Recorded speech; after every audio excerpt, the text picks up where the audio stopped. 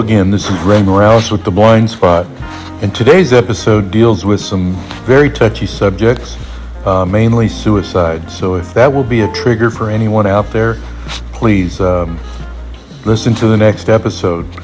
But if this is something that may be an interest to you, or you may be dealing with mental health issues, please listen to this episode, and anytime during the episode you may dial 988, and there will be a counselor there to help you.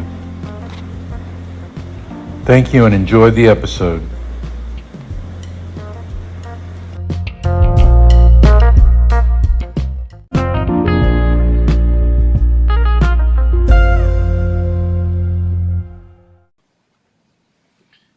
Well, hello again. This is Ray Morales with The Blind Spot, and today I'm glad to have as my guest Zack TIDWELL. Zack, how you doing, buddy? I'm good. How are you, man? I'm doing fantastic. So let's dive right in. You want to tell a little bit about yourself, where you're from, what branch of service did you serve, and all that kind of stuff?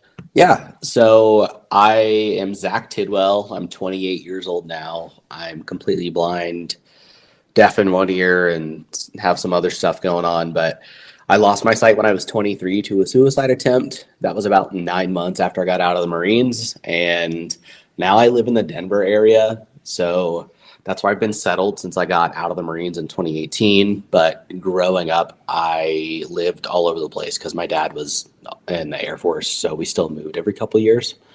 But I've gotten really big into skiing and rock climbing and whitewater kayaking. And this is the place to be for all that stuff. So this is where I'm settled for now. Cool. And I see that you also did some indoor skydiving.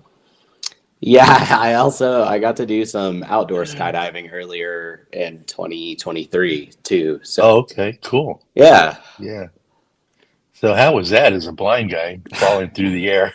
I had been once. So I went for my 18th birthday when I could see. Uh-huh. So I wasn't really sure what to expect doing it blind. It honestly felt kind of fake.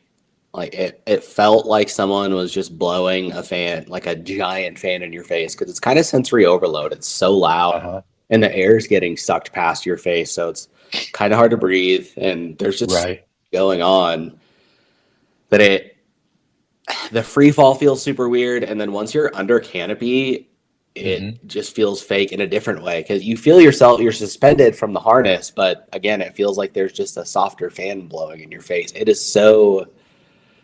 It's strange. It's like your lack of equilibrium kind of throws you off a little bit. Yeah, I did a static line jump, and I loved it. It was nice.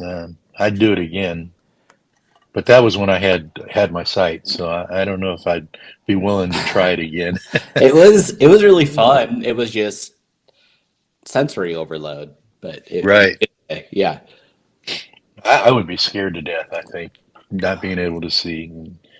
Oh, well, let's get off of that. I'm sure people don't want to hear about that. So tell me a little bit more about yourself. Now, you had a motorcycle accident that really started your downward spiral, right? Yeah, so there's kind of more to that. So on my second deployment, I found out like near the tail end of the deployment that my wife was cheating on me, and that wasn't super fun. But when I came back, we tried to make it work and it didn't. And then shortly after I filed for divorce, I was in that motorcycle accident and had a really, really nasty head injury. I still don't remember it, but from being filled in from my parents, I had concussions growing up from sports, but that one, I was out at a racetrack in Southern California because I was stationed on Camp Pendleton in Southern California. So I went out to this racetrack, and I don't know what happened, but eventually I made it back to my truck and called my parents, who live all the way here in Colorado. So like that didn't even make sense that I called them, but I guess I was like, hey, I think I have a concussion. And they were like, where are you? And I was like, I don't know. Oh, wow. So I guess I knew enough to know that I was at a racetrack and stuff, and they got me to give the phone to someone else. And they were like, okay, we're going to try and get a hold of someone to come get you. And I guess they hung up, and then I immediately called back and was like, hey, I think I had a concussion, and restarted the conversation over again. And Right. so that was just, other than shooting myself in the head, that was definitely the worst concussion that I've ever had. But after that, I was not in a good spot before that. Obviously, I had just separated from my wife and was still trying to come to terms with the fact that she'd been cheating on me. And I was just trying to keep myself super busy with the gym or going to the motocross track every weekend and stuff like that. But after that, I really started to struggle sleeping. I became super impulsive and agitative and started drinking so that I could actually sleep. And that ended up catching up with me. So that wreck was in March of 2018. I got out in August of 2018, and then in March of 2019 I shot myself in between the eyes, and everything else was going good in my life. I was going to school. So I was a machine gunner in the Marines, but I was going to school for nursing and wanted to be an ER nurse. And I was working at a local hospital at an ICU/cardiac stroke unit. And my parents were even at my house with my little sisters the day before I shot myself and thought I was grumpy, but that was it. And yeah, the next day I had gotten to that point several days beforehand where I had decided that I was going to kill myself, but obviously I survived it. Mm. Yeah. Wow. Wow. That is amazing that you survived. It's wild. Uh, And I also don't remember this, but again, was filled in by like after the fact. So I had a 2-bedroom apartment with a buddy that I'd gone to high school with, and it was set mhm. up so that, his room and bathroom was on one side of the apartment. The common area with the kitchen and the living room was in the middle. And then on the other side of that common area was my room and bathroom. And I had been making a suicide video to my family instead of a note because I thought it was more personal. And then he got home from work early and I heard him out in the kitchen. And so I stopped what I was doing and went out and talked to him and was just acted normal. I was like, hey man, you gonna hop on and play some video games or whatever after you finish dinner? He's like, yeah. And he went in back to his room whenever he was finished. And then I guess a couple of minutes later, he thought he heard a pot fall out in the kitchen. And Uh-huh. he came out into the kitchen and nothing was on the ground or out of place. So then he knocked on my door and I didn't answer. And when he opened it, I was slumped on my bed with a hole in my forehead and my gun. And I guess while he was on the phone with 911, I woke up and was talking to him the whole time and asking for help and water. And that continued all the way into the hospital and I ended up getting really combative. So they put me out and I was intubated and all that stuff. But Uh-huh. like, I don't know how you stay conscious through all that. It's crazy, Yeah, it's wild. man. So what was going through your head when you're laying there and you're conscious, you know? I don't remember any of that. And like how had mentioned that alcohol had become an issue, I was also drinking when I shot myself. Uh-huh. Oh, okay. So that doesn't help the fact, but I don't have even a lot of memory. I don't know how long I was intubated for. Whenever they Mhm. brought me off of the life support and all that stuff, I think I was so out of it from a combination of the head injury and all the medications that I was on that Right. that period is so foggy. Uh, Yeah. like I remember specific things, but it was 2 months in the hospital, and as I progress in recovery, I can remember more and more. But early on, everything is so fuzzy. Yeah, and I think as more people relate to you what they remember, it kind of fills in some of the blanks for you. But yeah, and I even know. then, it's go ahead. Yeah, I had a TBI also because of a stroke, and there's parts of the stuff that I don't remember, and but I've been filled in by family and friends, and it does help fill in the gaps. Yeah, but it's weird now sometimes when I talk about it because the end of March will be 5 years, and I'm like, okay, how much of this is me remembering versus what someone told me versus me mixing everything together? It's Right. as you get Yeah. farther away. Right. It does get real foggy. Yeah, The truth memory's the a truth weird. is in there somewhere, but Yeah. yeah, with a TBI, it's tough to keep things together. Yeah, well, memory is a weird thing in general. So when you throw that into the mix, it really doesn't help. Right. So that's not the end of your story, though, is it? No. So I, uh, so the, gosh, I got That's out. just the beginning.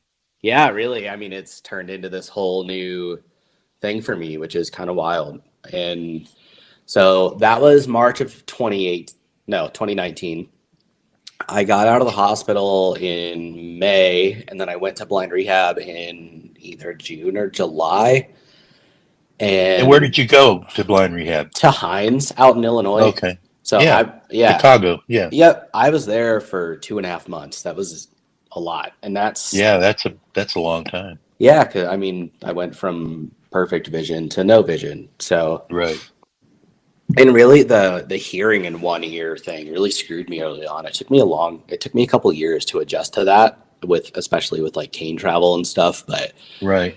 so I was there for a couple months, and then, when I did my intake there and told the rec rehab therapist all the stuff that I did when I could see, she was like, I have someone you need to talk to. And she connected me with Lonnie Bedwell. and Hello. Yeah, that's the guy. and so I shot myself on March 31st. And in December, Lonnie had me in Crescent Butte, Colorado, trying to snowboard. And so because I had snowboarded when I could see, but that was like the first. Not even, I was so unsuccessful at trying to snowboard that wasn't a big thing. Getting out there and trying to do like and restore some sense of normalcy was huge. But honestly, the morning and evening times there with Lonnie and with the other vets that were there, Yeah, the camaraderie is what really yeah, is and what helps you through. they really drove me in a or at least got me to take a step in the right direction in terms of I was really uncomfortable talking about everything with my ex-wife. I would get really sweaty and hot. And then I was also ashamed Right. of my suicide attempt. And I think, like looking back, a lot of that was because I had lost all my independence.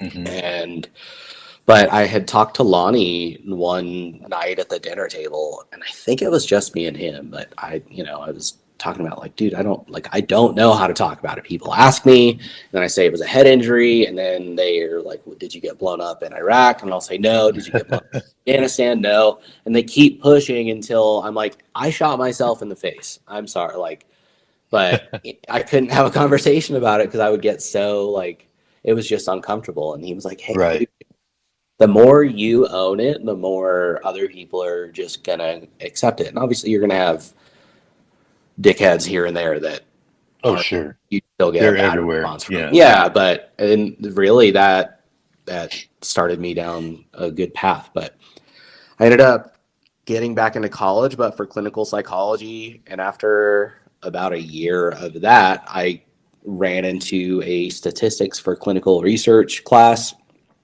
Everything about the class was inaccessible, so the school assigned someone to be my eyeballs for everything. So for homework, she was my eyeballs. For tests, she was my eyeballs. She would read the information to me, I would do the calculations, and then she would have to enter it for me for whatever it was.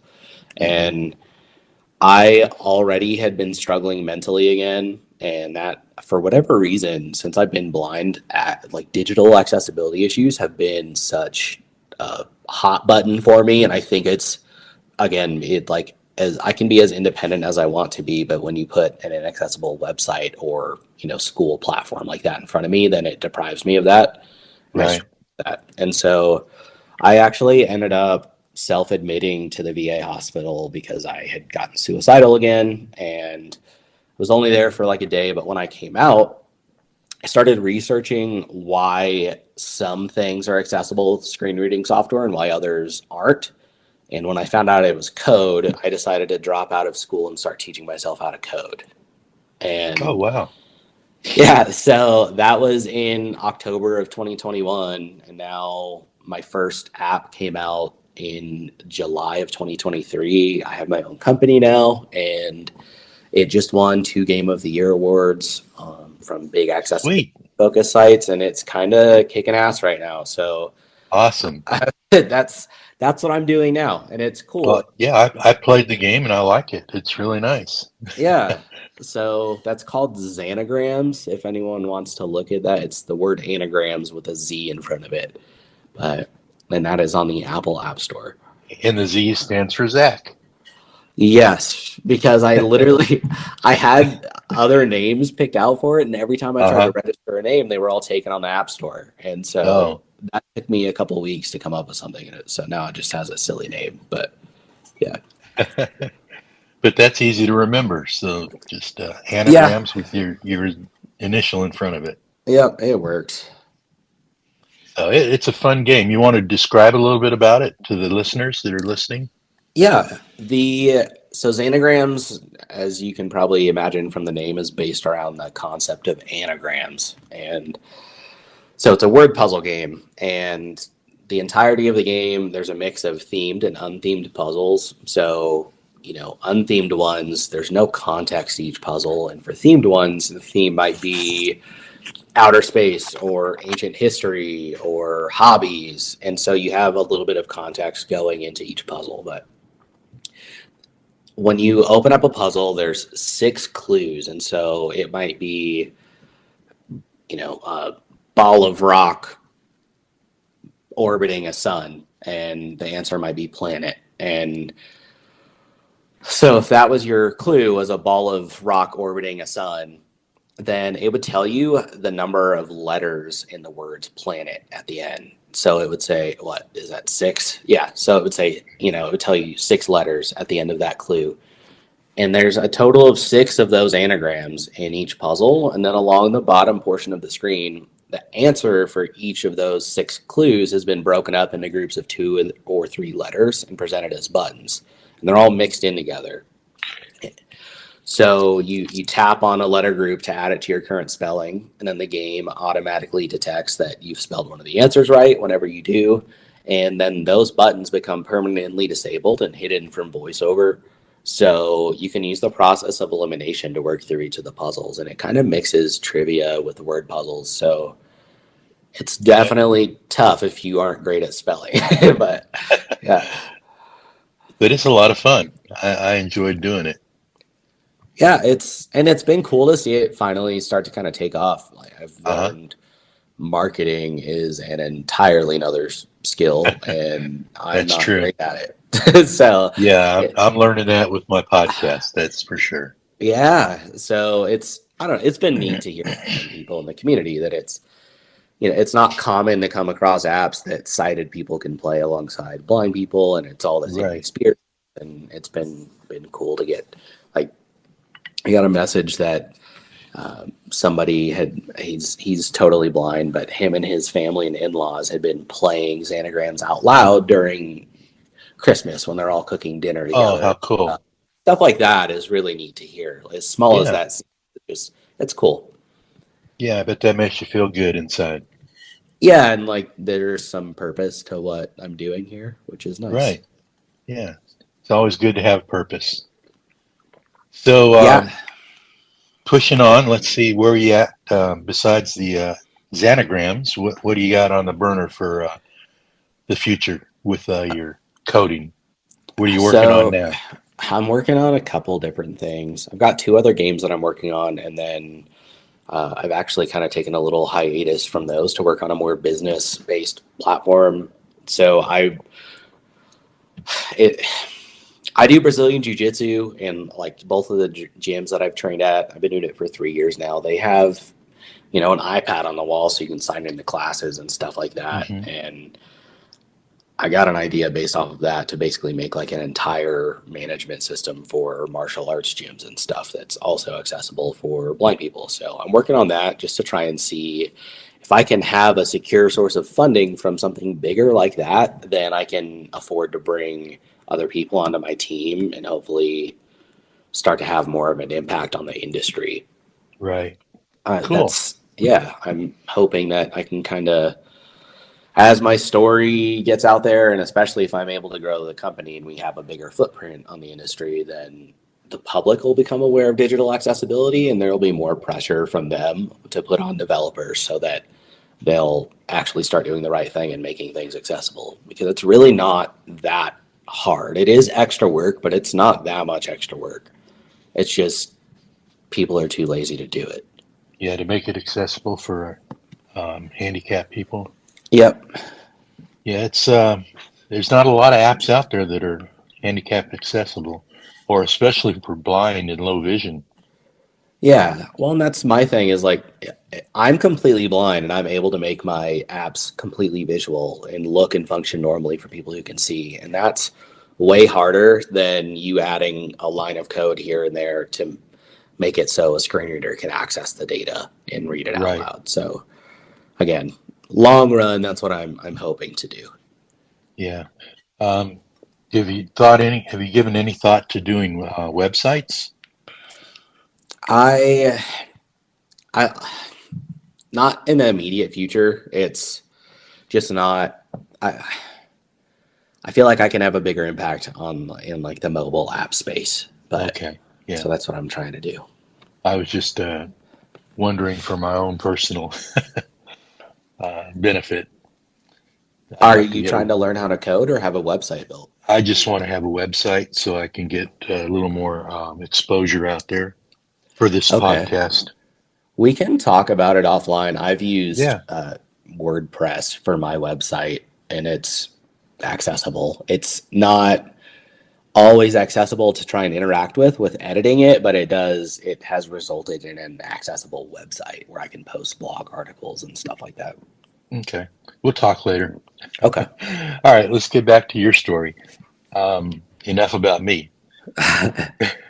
So take us where we left off. What came next?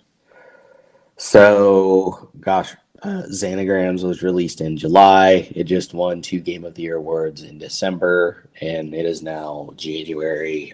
Um, I'm really, yeah, really working, like I said, with my own company growth stuff, and then it seems like I'm going to have an opportunity to potentially work with another company here soon. Still kind of waiting to see if that comes to fruition. So I'm not can't say more than that right now, but Right.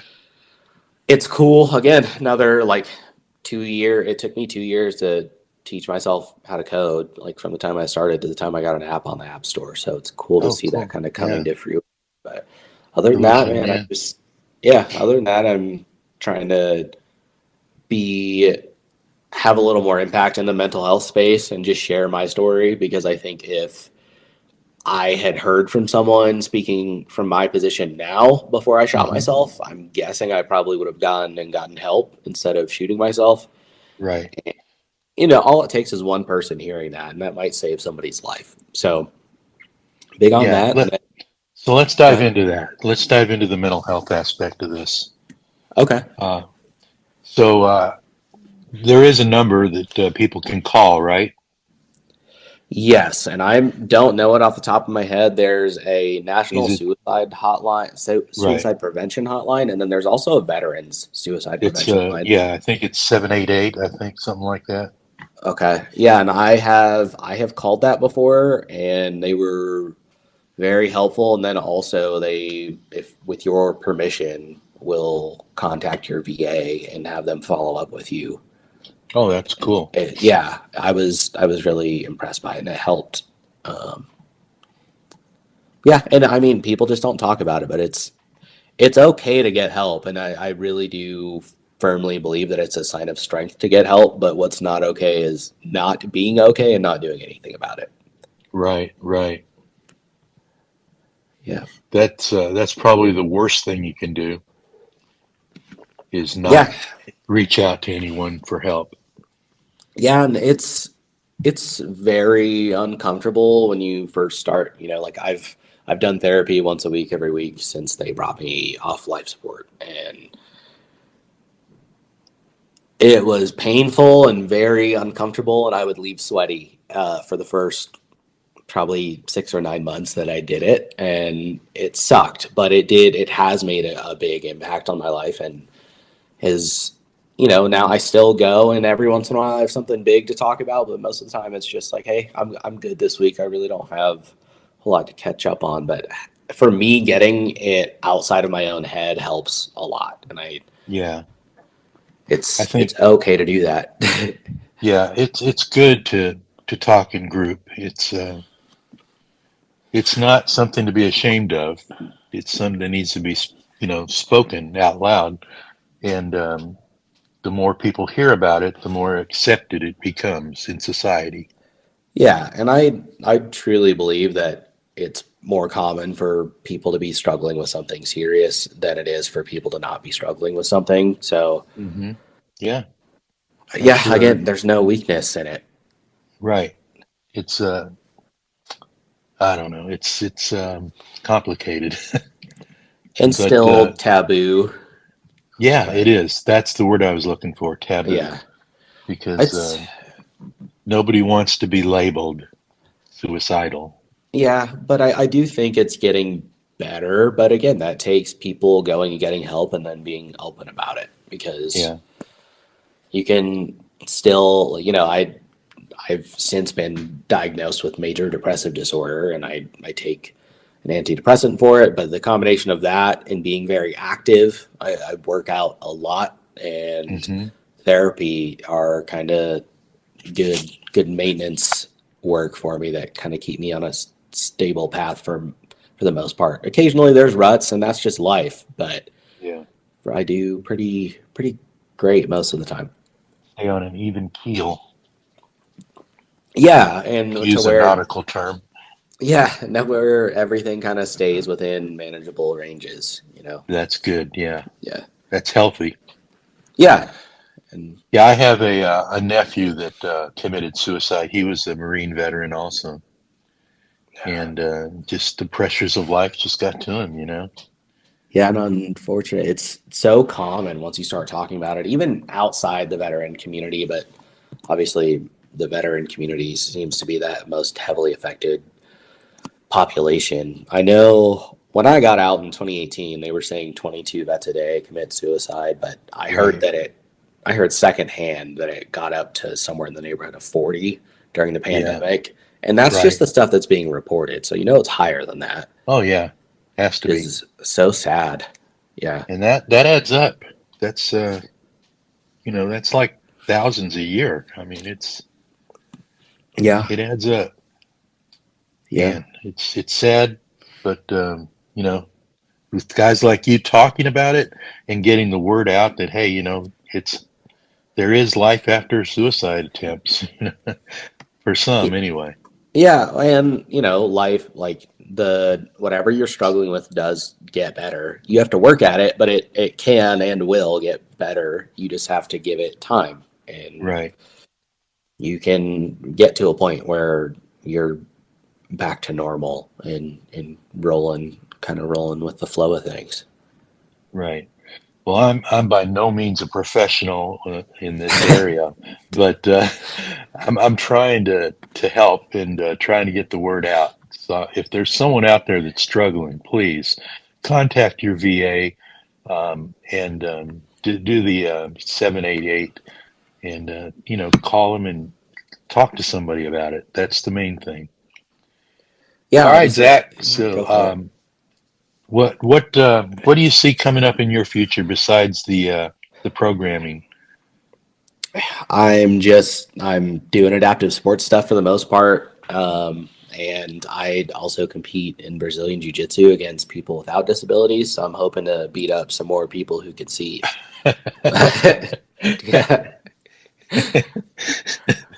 That tickles me every time I hear you say Yeah. It tickles me when I win. So, yeah. that. Oh, that's funny. So, what other adaptive sports have you done?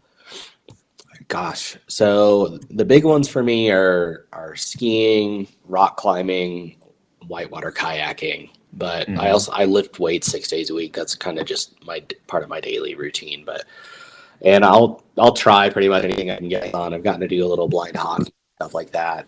And with the one ear thing, it's just Right. be a little overwhelming. So I'm not not so much into into those like noise centric, like actual adaptive sports. I like the more individual Right, stuff. right. Yeah. So is there anything they can do about that, like maybe a hearing aid, or is it just too far gone? It's so hearing aids don't work because all they do is pick up the noise from my bad side and then put it in my good ear. So that totally throws off my proprioception with that side. And then we looked at a cochlear implant, but because of the bullet fragments and the hardware that I have in my head now, because there's a titanium plate holding the like bridge of my nose and my right orbital area together, they just said it's not worth the risk for infection. Oh, okay. Yeah. Wow. Well, that sucks. Yeah, I mean, I've gotten good with it in terms of navigating and all that stuff. It's just when there's something like that where you've got a bunch of blind dudes running around with a rattling hockey puck, like it just doesn't work out. Yeah. It's like sensory overload. Yes, absolutely. So I guess the wind whipping by your ear was really tough on you. Yeah, but it when lasts. You were skydiving. It lasts all of like 45 seconds, and then it's. Oh. So, yeah. Well, cool. All right. Well, I'm going to start wrapping this thing up. I really enjoyed talking to you today, and thank you for filling in. I had a cancellation, and Zach was so gracious to fill in for the person that couldn't make it. But it's been a pleasure talking to you, Zach, and getting to know you even more. And I'm looking forward to working with you in the future. Yeah. Thank you, sir. Yeah. So hang on, Zach. Don't hang up. I'm going to do a little bit of closing the show out, and then I'll get back with you, okay? Okay. All right, guys. This has been another episode of The Blind Spot by Ray Morales. And if you are dealing with depression and you have suicidal thoughts, please contact, if you're a veteran, please contact the VA. They do have help for you there. They have a special suicide hotline, and I think the number is 788. But I'll check into that, and I will have it in the show notes at the end of the show. So if there's any other problems that you may be having mental health wise, please don't hesitate to reach out to a fellow veteran or just anybody that your VIS coordinator or someone else that can direct you in the right direction. It's crucial that you do that. Right, Zach? You don't want that statistic to go any higher. Absolutely not. We can do something about this. You just got to reach out. Right. So, again, this is Ray Morales with The Blind Spot. You can find us here on Spotify, or you can go to Google Podcasts, Apple Podcasts, any platform, any major platform you can find us at. And we'll be here every week. New episodes drop every Wednesday, Thursday. So, again, if you need to reach out to us and ask a personal question of me or one of my guests, you can reach us at theblindspot298@gmail.com. That's theblindspot298@gmail.com. All right. This has been Ray Morales, and I will see you next week.